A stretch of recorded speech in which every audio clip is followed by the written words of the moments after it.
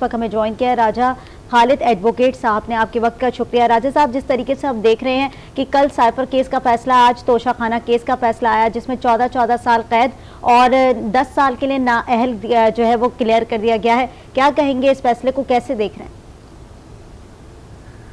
जी देखिए, ये तो तोशाखाना केस तो प्रूव्ड केस था।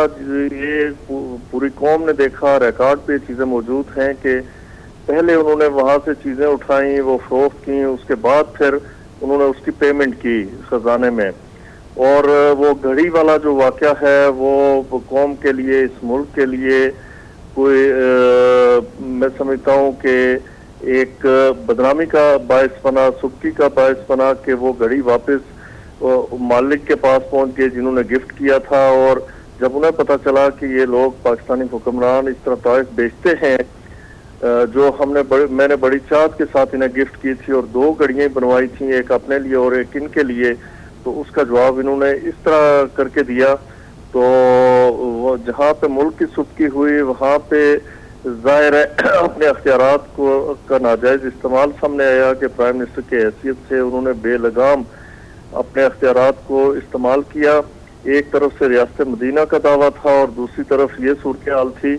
तो और फिर उनका जो कंडक्ट है कि उनके वकला हाजिर नहीं हो रहे, पे दर पे उन्हें वो गलतियां कर रहे हैं। कभी जो इनका इलेक्शन सिंबल का केस था उसमें उन्होंने ऐसे ही किया। और फिर यहाँ पे आके आप देखिए, कल जो केस डिसाइड हुआ उसमें बार बार बुलाने के कोर्ट की तरफ से कॉल किए जाने के बावजूद वो कोर्ट में हाजिर नहीं हुए। मजबूरन कोर्ट को स्टेट काउंसिल के जरिए क्रॉस एग्जामिन करना पड़ा।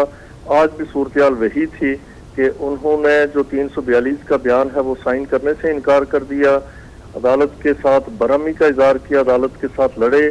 तो ये इस तरह से प्रेशराइज करके तो करते रहे। ये मकाफात अमल है कि जो जज बशीर खान साहब कल मियां नवाज शरीफ को सजाएं दे रहे थे, आज वो इमरान खान को सजाएं सुना रहे हैं।